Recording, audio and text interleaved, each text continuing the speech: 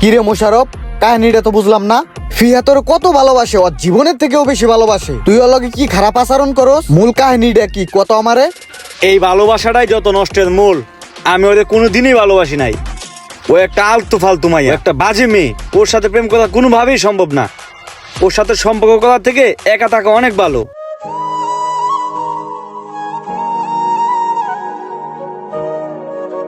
কি হয়েছে ফিয়া, তুমি কান্না করছো কেন?